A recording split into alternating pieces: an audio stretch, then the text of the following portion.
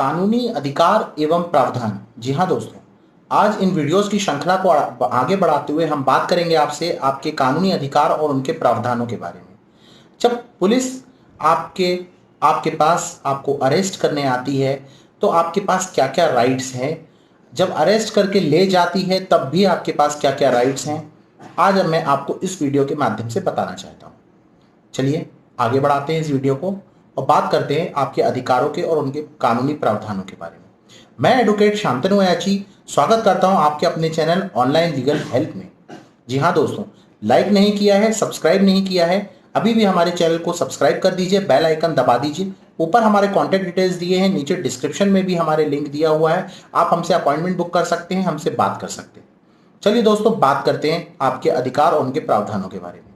सबसे पहले दोस्तों, अगर पुलिस आपको अरेस्ट करने, गिरफ्तार करने आती है तो आप पुलिस से ये बात कर सकते हैं, डिमांड कर सकते हैं, अपना राइट है आपका ये आप जानने का कि आपको वो कारण बताए कि वो आपको अरेस्ट करने क्यों आया है। जी हाँ, धारा 50(1) CrPC code of criminal procedure के तहत आपके पास कानूनी अधिकार है ये जानने का। दूसरा दोस्तों, महिला को सिर्फ महिला पुलिसकर्मी ही गिरफ्तार करेगी। धारा 46(1) ऑफ सीआरपीसी क्लियरली ये चीज की प्रावधान बताता है, बनाता है। मान लीजिए कोई रेप विक्टिम है, कोई रेप पीड़िता है जिसके साथ रेप हुआ है, तो उसकी रिपोर्ट भी एक महिला पुलिसकर्मी ही लिखेगी, या फिर जब वो लिखेगी तो ये उसका हक होता है कि उसके परिवार से कोई महिला उस रेप विक्टिम के साथ वहां प्रस्तुत रह सकती है, बैठ सकती है, उसको सपोर्ट कर सकती है।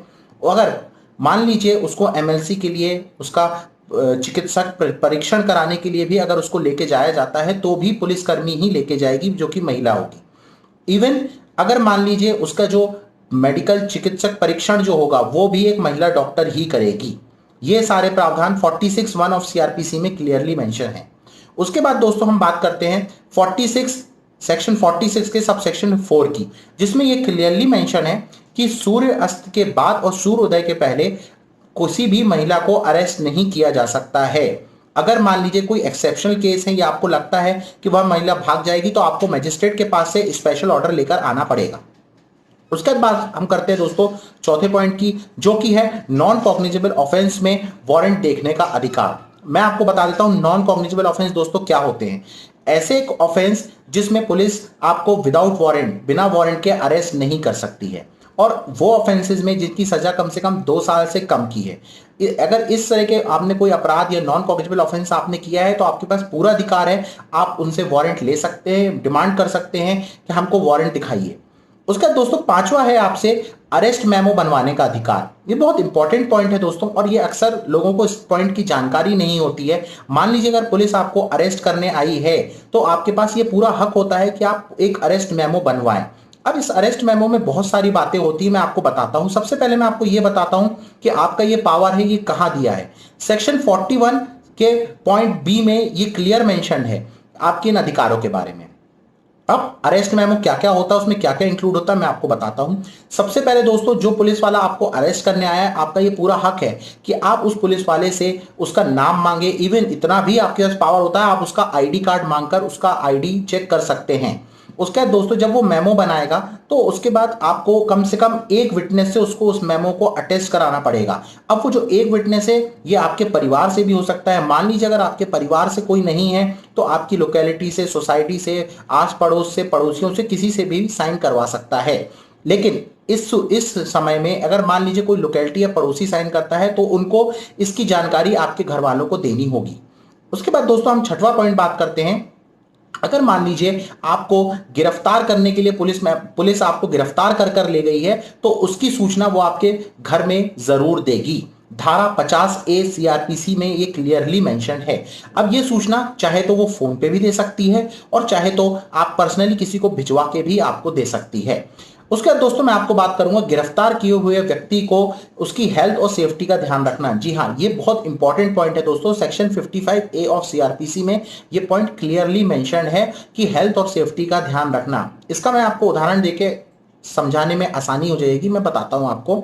जैसे मान लीजिए कोई पुलिस वाले ने किसी व्यक्ति को अरेस्ट किया, जिस व्यक्ति को उसने अरेस्ट किया, मान लीजिए वो बीपी, हाइपरटेंशन या सीवियर डायबिटिक पेशेंट था, जेल में रखा उसको, मान लीजिए थाने में रखा और उसकी तबीयत ऊपर नीचे होती है, तो उसको तुरंत वो हॉस्पिटल ले जाएगा। या आपने उसको अरेस्ट किया है और अगर वो डायबिटिक व्यक्ति या ऐसा कोई बीमारी है उसको जिसकी वो दवाइयां लेता है, तो ये उस पुलिस वाले की जिम्मेदारी होती है कि थाने में, जेल में उसको वो दवाइयां उपलब्ध कराए जिससे वो स्वस्थ रहे। उसके बाद दोस्तों एक इंपॉर्टेंट पॉइंट है इंट्रोगेशन। जब इंट्रोगेशन, पुलिस इंट्रोगेशन आपका लेती है, आपसे बातचीत करती है, तो उसके पास आपके पास सबसे बड़ा अधिकार यह है कि आप अपने वकील की डिमांड कर सकते हैं और उनसे ये बोल सकते हैं कि मैं जो भी जवाब का उत्तर दूंगा मैं अपने वकील की प्रस्तुति में ही उत्तर दूंगा। धारा 41D में ये पॉइंट क्लियरली मेंशन्ड है। उसके बाद दोस्तों मैं आपसे बताता हूं सेक्शन 56 सीआरपीसी के बारे में, जिसमें ये क्लियरली मेंशन किया हुआ है कि 24 घंटे से ज्यादा आप जेल में, थाने में आप किसी को नहीं रख सकते हैं। आपको नजदीकी मजिस्ट्रेट के समक्ष उसको प्रस्तुत करना होगा, वो भी बिना किसी देरी किए। मान लीजिए अगर वारंट है, बिना वारंट के आपने किसी व्यक्ति को अरेस्ट कर लिया है, किसी पुलिस वाले ने बिना वारंट के आपको अरेस्ट किया है, तो आपका यह हक है, आप उससे डिमांड कर सकते हैं, उससे बोल सकते हैं कि 24 घंटे से ज्यादा आप हमें नहीं रख सकते हैं। उसके बाद दोस्तों अगर 24 घंटे से ज्यादा थाने में आपको कब नहीं रख सकते हैं, जब अगर मान लीजिए ऐसा कोई अपराध आपने किया है जिसमें आपको थाने में लंबे समय तक रखा जा सकता है या रखना पड़ सकता है, तो उस पुलिस वाले को मजिस्ट्रेट से सेक्शन 167, जी हां दोस्तों मैं फिर से रिपीट करता हूं, सेक्शन 167 ऑफ सीआरपीसी के तहत मजिस्ट्रेट से परमिशन लेनी होगी। तो दोस्तों आज के इस वीडियो में हमने बात करी आपके कानूनी प्रावधानों के बारे में, पुलिस आपके साथ जो चीजें नहीं कर सकती है, आपके अधिकारों के बारे में छोटी सी जानकारी के माध्यम से मैंने कोशिश की है कि आप तक ये राइट्स आपके पहुंचा पाऊं। कैसा लगा आपको हमारा वीडियो? कमेंट बॉक्स में जाके कमेंट जरूर करिएगा, हमें बताइएगा। और हमारा निवेदन है आपसे एक बार फिर से हमारे चैनल को सब्सक्राइब करना मत भूलिएगा। हम इसी तरह के वीडियोस, इसी तरह की जानकारी आपके सामने प्रस्तुत करते रहेंगे। हर बार की तरह आपने जो अपना कीमती समय हमको दिया है उसके लिए मैं तहे दिल से आपका बहुत आभारी हूं। धन्यवाद दोस्तों।